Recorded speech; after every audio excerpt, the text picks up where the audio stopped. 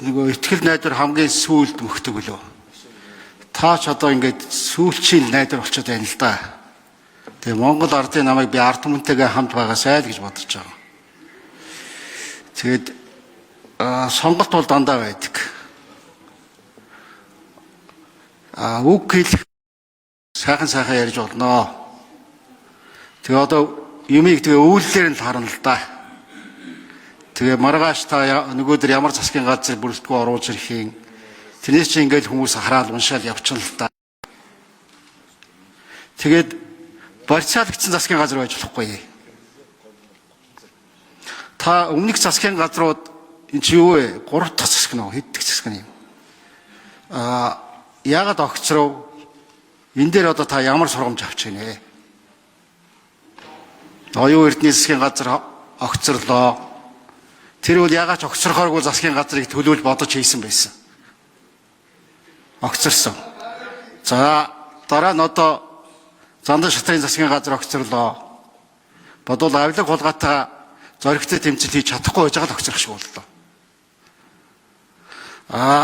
Одоо манай нам энэ одоо намууд таныг одоо үнэхээр гарцаагүй тийм барьцаалагдсан байдалд оруулах ийм сонголт руу түлхээд байна уу ямар байна? Энийг та юу гэж бодож байна? За одоо бид нар хоёр гүштэй. Тэгээ гадны хөрөнгө оруулагчтайгаа өмнө байн худлаа ярьдаг. Одоо итгэхэ байц. Тэгээ ингэж л байл да 4 сарын 1-ээс манад онцгойлон гэрээ хийж байгаа энэ төр гэж. Одоо маш хүнд байдал огтож магадгүй.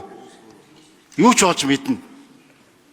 Тэр дайнтай улс оронд яаж тэр амлалтанд нэтгэх юм бэ? Тийм юмд итгэжээвэл инээдтэй шүү дээ. Тэнгэл байна гэсэн үг. За энэ харбины гэрээ гэдэг нэг юм байгаа. Энэ сонсгол нь явах уу явахгүй юу? Ард түмэн мэдэх хэрэгтэй юм уу үгүй юм уу? Энэ одоо 100-200 сая долларыг машинаар ачаад тараасан гэж байна. Хамгийн мэдээлэлтэй байсан ерөнхий сайд энийг зурагтаар ярьсан. Гадна дотн байгаа банкны эзэд тэгсэн ингэсэнгээ хэлж илээ. Энийг та юу гэж бодож байна вэ? Энэ ийм байгаа мүү юм уу?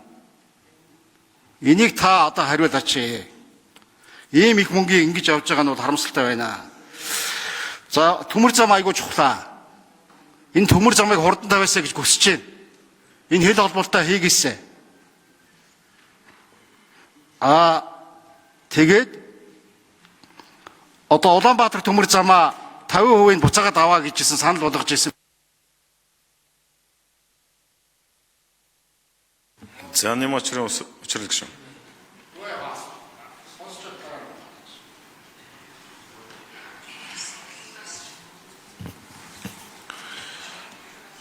За, Гамбат гишүүний асуултанд хариулъя. Засгийн газрын доктортой үйл ажиллагааг хангах гээд үеийн засгийн газар л хичээдэг. За, гэхдээ мэдээж одоо бидний хамгийн том асуудал бол одоо ирж байгаа том сорилтууд. Тийм ч учраас өнгөрсөн хугацаанд бол би оюун эрдэнэ ерөнхий сайдын засгийн газрын хэрэглэхийн дарга сахим хөгжлийн сайд кабинетийн зарчмаар л ажиллаж ирсэн. Зандан шатрын даргын үед эдийн засгийн хөгжлийн сайдаар ажиллалаа. Тэгэхээр энэ бол Монгол төрийн ажил бол залгам чанараа хадгалах ёстой. Тэгээ тухайн үеийн засгийн газрын алдаанч миний багш, амжилтанч миний багш.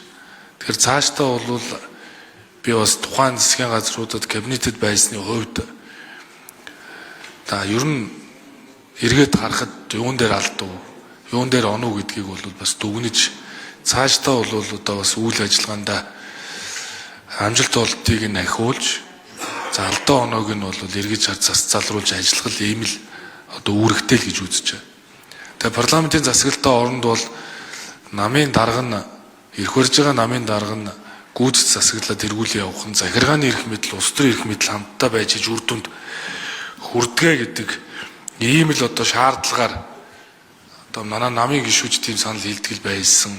Сая бол мэдээж одоо сөрөг хүчний зүгээс бас ийм шаардлагыг бол одоо тавьсан учраас дотоод одоо улс төрийн шийдвэр гаргаад үйл ажиллагаа нь засгийн газрын тэргүү өөрийнхөө хүсэлтээр ажиллаж чөлөөлөгдөөд тэгээд ийм одоо ачаа үүрхэл хариуцлага над дээр оногдсон. Тэгэхээр би бол энэ хариуцлагаас бол намын даргын хувьд бол одоо энийг даагаад ачааг үүрээд ард түмнийхээ төлөө иргэдийнхээ одоо энэ дунд үүсэж байгаа асуудал бэрхшээлүүдийг шийдэхийн төлөө ажиллах ийм одоо үүрэгтэй гэдгээ бол одоо ухамсарлаж байгаа. Тэгэхээр манай засгийн газар бол илүү одоо хурдтай ажиллах шаардлага үүсэж байна.